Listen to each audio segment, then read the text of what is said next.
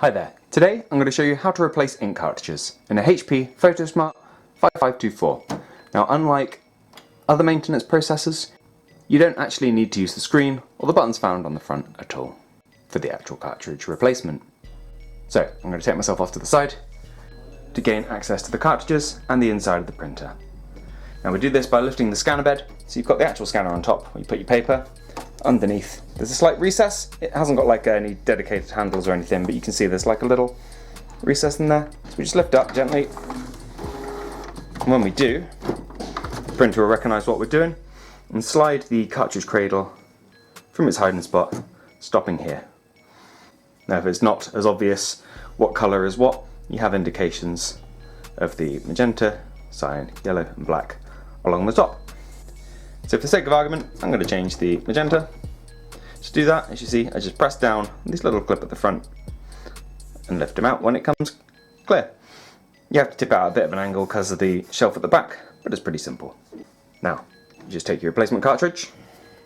Depending upon whether you're using a HP original or like a compatible alternative that's available, you might need to remove some additional packaging.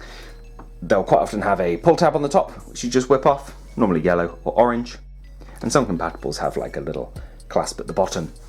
One thing I would bear in mind is, if you have these two bits of packaging, always take the pull tab off the top first, because it breaks like a vacuum within the cartridge, and then when you take the clamp off the bottom, you don't get ink spilling out, as the ink's already been pulled into the sponge, and it's nice and even in there. I've already taken the packaging off this one, mostly because it's the one that I just passed behind my back.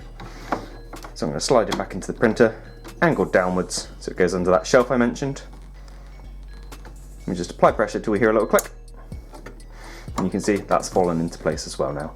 Now it should be sat completely flush, and you know you're ready to start using your new cartridge. So we just close down the lid. The printer will now take a look at the cartridge, make sure it's entirely happy, but as long as you don't get any warnings on the screen we mentioned earlier, you're good to go.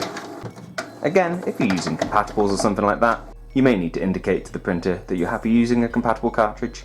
Nothing more devious than that. Now I hope you found this video useful. If you have, please do let us know with a like. If there's anything else you'd like to know, please do let us know down in the comments. Otherwise, thank you for watching, and we'll see you next time. Take care. Bye bye.